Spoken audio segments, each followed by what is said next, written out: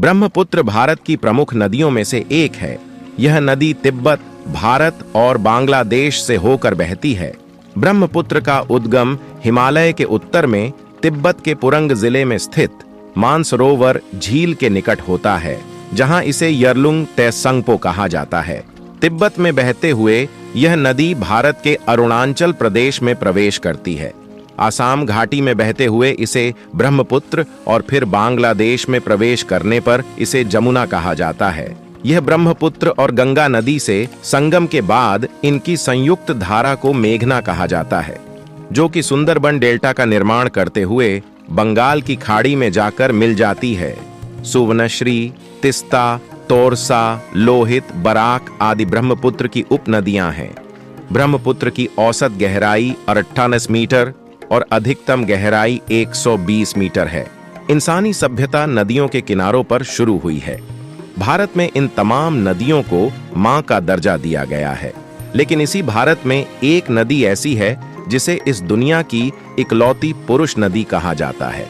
इस नदी का नाम है ब्रह्मपुत्र। आज हम आपको इस नदी की खासियत बताएंगे और इसके साथ ही इससे जुड़ा वो रहस्य भी बताएंगे जिसकी वजह से इसे दुनिया की इकलौती पुरुष नदी कहते हैं। हिंदू धर्म की मान्यताओं के अनुसार ब्रह्मपुत्र नदी को भगवान ब्रह्मा का पुत्र माना जाता है। हिंदू धर्म के साथ साथ ये नदी जैन और बौद्ध धर्म के मानने वालों के लिए भी पूजनीय है। बौद्ध धर्म को मानने वालों की आस्था है कि ये नदी एक महान झील चांगथांग पठार से निकली है, जबकि हिंदू धर्म को मानने वालों के लिए ब्रह्मपुत्र नदी ब्रह्मा और अमोघ ऋषि के पुत्र हैं। तिब्बत से निकलने वाली ये नदी सिर्फ भारत में ही नहीं बहती, बल्कि ये भारत से होते हुए बांग्लादेश तक जाती है। तिब्बत में इस नदी को यरलुंग त्सांगपो कहते हैं। दरअसल तिब्बत के पुरंग जिले में स्थित मानसरोवर झील के पास ही इस नदी का उद्गम स्थल है। ये नदी भारत की सबसे लंबी नदी है। भारत में इस नदी की लंबाई लगभग 2900 किलोमीटर है। हालांकि जैसे ही ये नदी बांग्लादेश में प्रवेश करती है, इसे वहां जमुना कहा जाता है।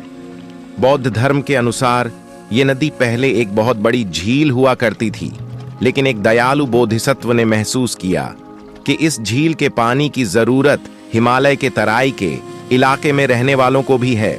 इसलिए उन्होंने इस झील से पानी नीचे बहाने के लिए एक रास्ता बनाया, जिससे इस नदी की उत्पत्ति हुई और फिर इसे ब्रह्मपुत्र नदी कहा जाने लगा। दोस्तों, चैनल पर आप नए हैं तो चैनल को लाइक, शेयर और सब्सक्राइब करें।